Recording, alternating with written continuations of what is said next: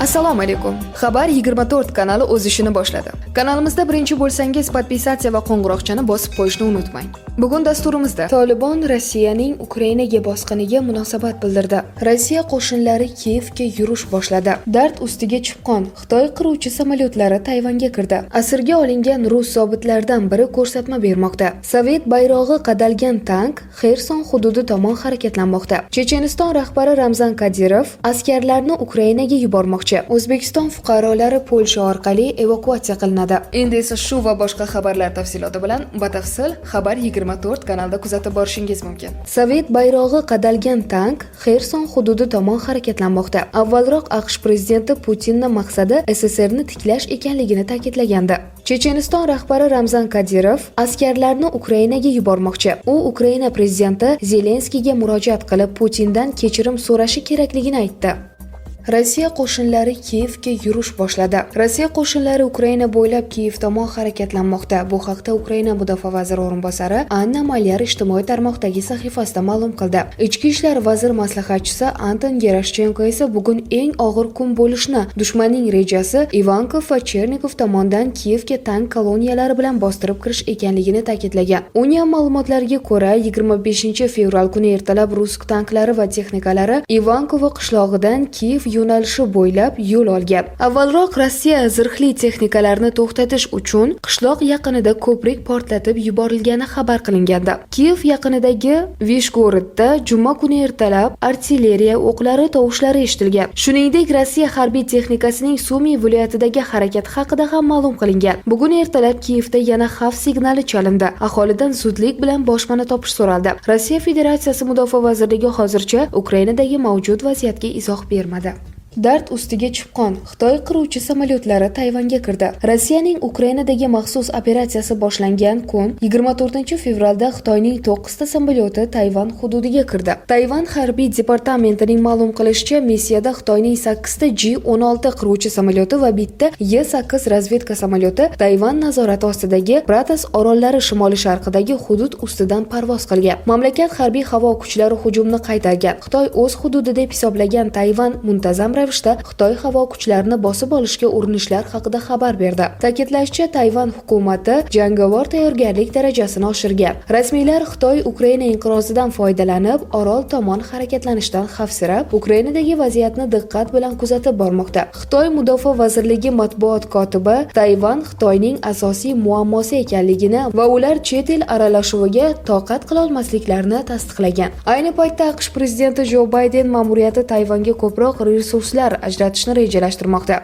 Rossiya boylari urushning birinchi kunida 39 milliard dollarga kambag'allashdi. Ularning orasida Usmonov ham bor. 24 fevral kuni Rossiyaning Ukrainadagi harbiy amaliyotining birinchi kunida asli o'zbekistonlik milliarder Alisher Usmonov 1,2 milliard dollar yo'qotdi. Eng boy rossiyalik tadbirkorlarning boyligi 39 milliard dollarga kamaydi. Qashshoqlashgan milliarderlar ro'yxatini Lukoil prezidenti Vagit Alikperov boshqargan bo'lib, uning boyligi bir sutka ichida qariyb 6,2 milliard dollarga kamayib 13 milliard dollarga tushib qoldi. Rossiyaliklar orasida milliarderlar indeksini boshqarayotgan Nornikel prezidenti Vladimir Potanin taxminan 3 milliard dollardan yo'qotdi. Severstal direktorlar kengashi rahbari Aleksey Mordashevning zarari 4,2 milliard dollarni tashkil etdi. 2022-yildan beri Oleg Perov va Timchenko har yili 10 milliard dollar yoki boyliklarning 40% dan ortig'ini yo'qotgan. Bu barcha rossiyalik milliarderlar orasida eng katta pasayish bo'ldi deb ta'kidlaydi Bloomberg.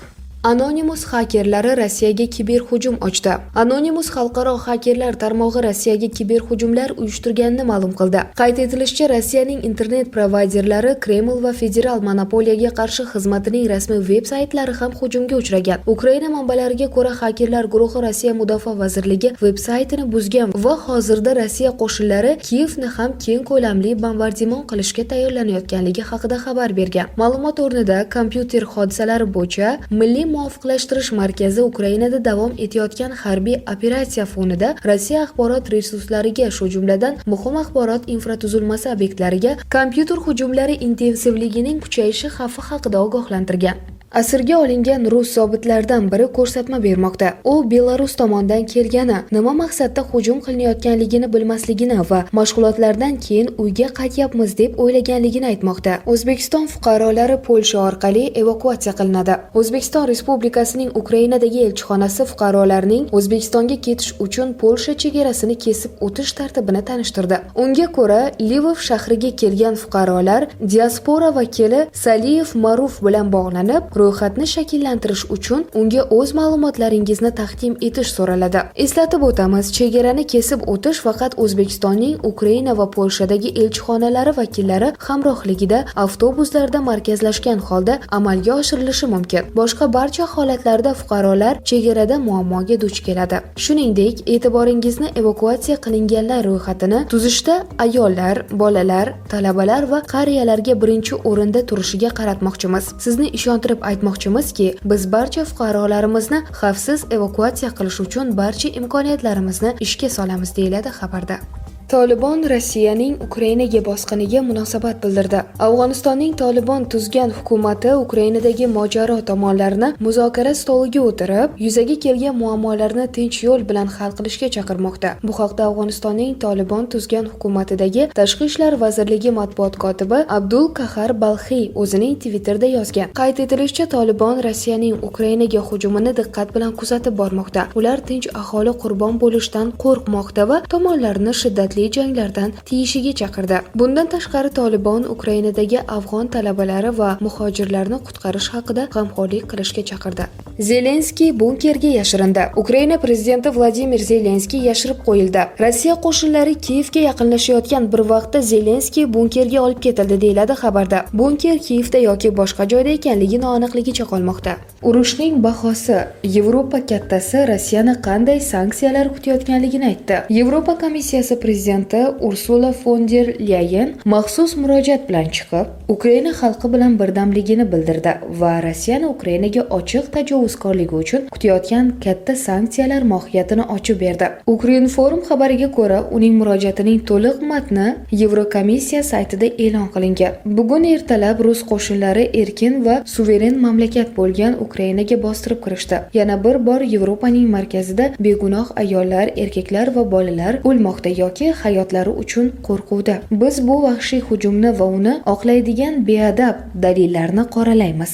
Yevropaga yana urush olib kelgan prezident bu Putin. Bunday qorong'u paytlarda Yevropa ittifoqi va uning xalqi Ukraina va uning xalqi yonida turadi, degan Ursula. Uning ta'kidlashicha, Rossiyaning tajovuzkorligi misli ko'rilmagan va hujum faqatgina Ukrainaga qarshi qaratilmagan. Rossiya butun Yevropada barqarorlikni va butun dunyoda tinchlik va tartibni o'rnatishni maqsad qilgan. Uning ta'kidlashicha, Rossiyaga qarshi sanksiyalarning birinchi bosqichida bo'lgani kabi, yil ham sheriklar va ittifoqchilar AQSh, Buyuk Britaniya, Kanada, shuningdek Yaponiya va Avstraliya bilan yaqindan hamkorlik qilmoqda. Taklif etilayotgan sanksiyalar Kreml manfaatlariga va uning urushni moliyalash qobiliyatiga ta'sir qiladi. Tarix haqiqat va erkinlik asosida qurilgan jamiyatlar va ittifoqlarning mustahkamligini isbotlaydi hamda bu ularni barqaror va muvaffaqiyatli qiladi. Avtokratiya aynan shu narsadan qo'rqadi.